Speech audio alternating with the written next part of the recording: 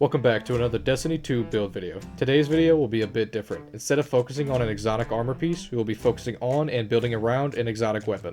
Thanks to Keegan, my biggest supporter, and their suggestion, I had a reason to use this weapon that I haven't used before. And if you have any suggestions, leave them down below. I'll try to get to them as soon as possible. Anyways, let's begin like we always do and figure out what this exotic even does. The Delicate Tomb Exotic Fusion Rifle, with the exotic trait Trader's Vessel, fires a wide horizontal spread when shot from the hip, and final blows with this weapon have a chance to generate ionic traces. Powerful foes and opposing guardians always generate ionic traces. And it also has the trait Tempest Cascade. Collecting ionic trace overcharges this weapon. Next shot, jolting targets on hit.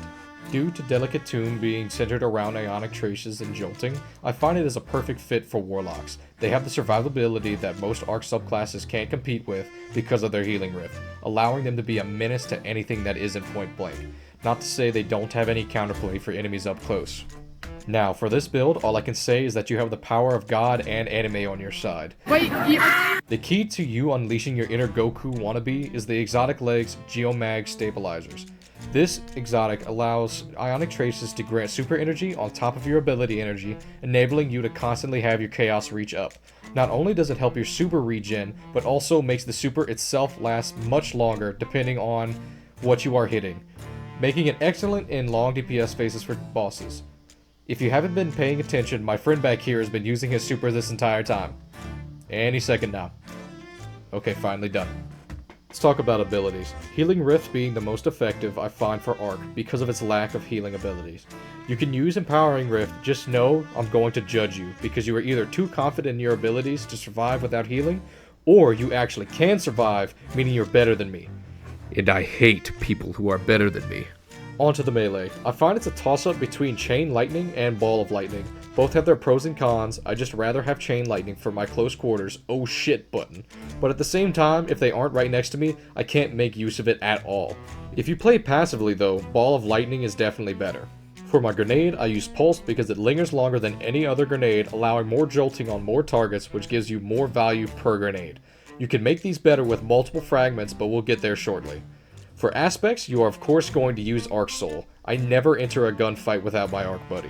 Aw, look how cute he is, decimating the fallen population. Isn't he just the cutest?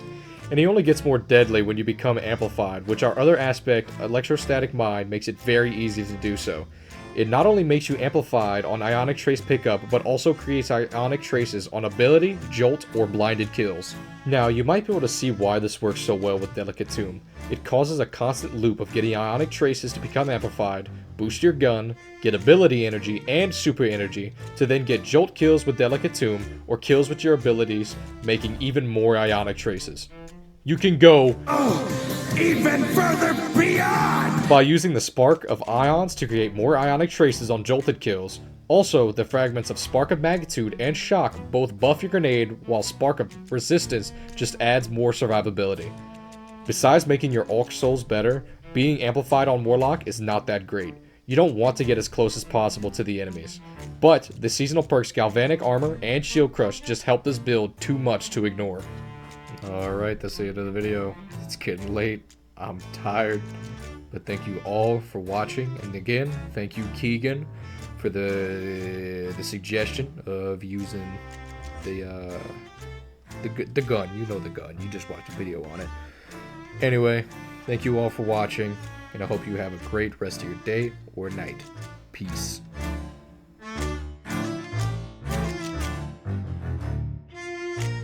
You can go even further beyond.